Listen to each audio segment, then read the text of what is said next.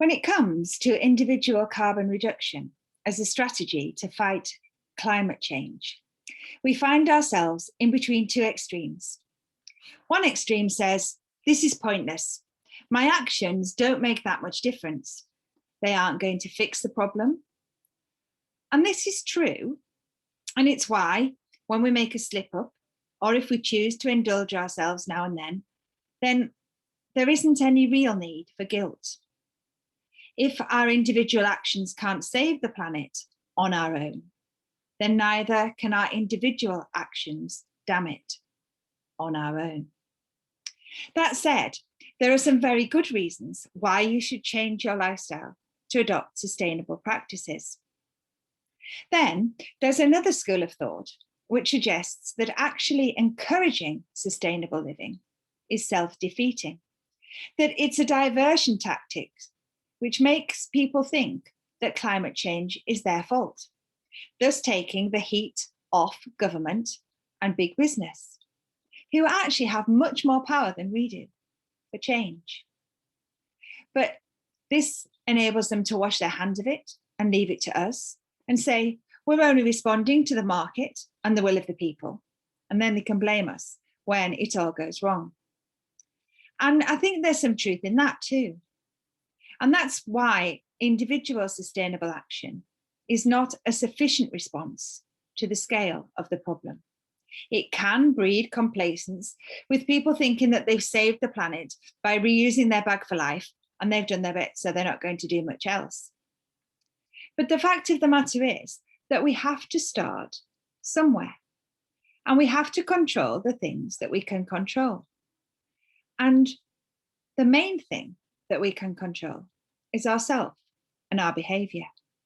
Indeed, self-control is a fruit of the Spirit.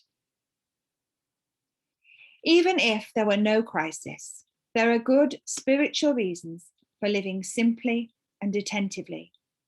It is not for nothing that monks live lives of poverty, chastity, and obedience. It helps them to focus on God. And didn't Jesus say it's easier for a camel to get through the eye of a needle than for a rich man to get to the kingdom of heaven? Excessive consumerism and excessive consumption has a corrosive effect on our Christian character.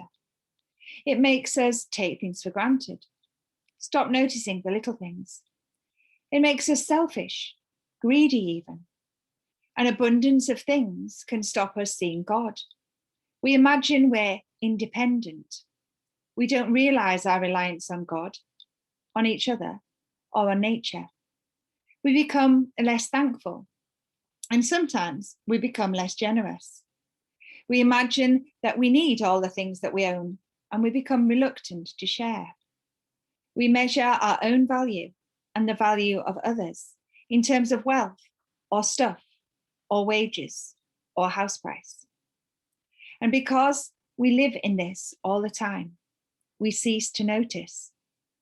But it doesn't seem to me that this is life in all abundance. It seems to be stuff in abundance. And in the words of the Verve, it's a bittersweet symphony, this life. Trying to make ends meet, you're a slave to money, then you die.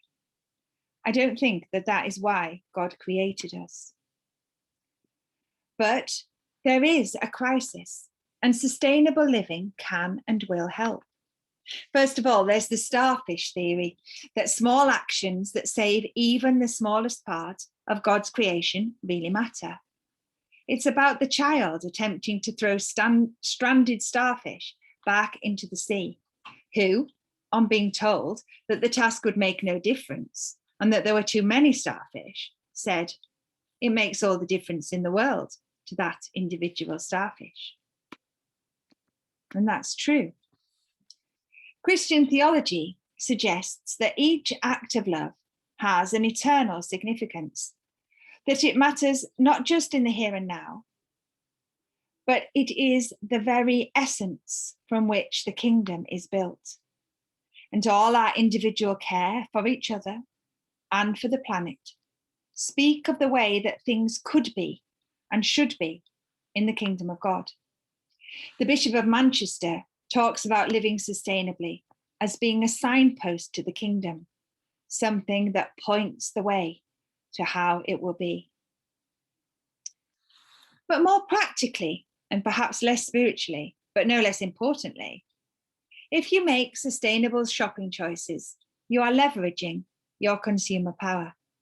You're encouraging people to produce sustainable goods in sustainable ways. You are widening the possibility of what governments think is possible. If you're prepared to inconvenience yourself to live sustainably, then governments will take this as evidence that green policies are acceptable or may even be popular. And then there is the power in numbers thing. If everyone changed, then there really would be a difference, wouldn't there? And our actions inspire others to act. They get them asking questions. They get them thinking, maybe that's something I should be doing too. Things will snowball from our small actions. However, a word of warning. Individual action is a start, but it isn't enough. I often make parallels between the climate crisis and the Holocaust. If you were aware of the great evil that was the Holocaust, it would not be enough to say, I'm not persecuting the Jews. I'm not part of the problem. You would need to resist the regime. You would need to challenge what was going on and to act as advocates. The same is true here. We are required to act as advocates for a world in peril. We'll all find our own ways of doing this, and no one is suggesting that we all take to the streets, although some of you may wish to. But writing to MPs, signing petitions, and talking to other people, as well as sustainable living matters. But the better example we are, the more sustainable we are, the more we're trying to live up to our ideals, the better hearing we will get. But don't wait until your green credentials are perfect before you talk to other people or speak out. It's really both and sustainable living and advocating for a world in peril.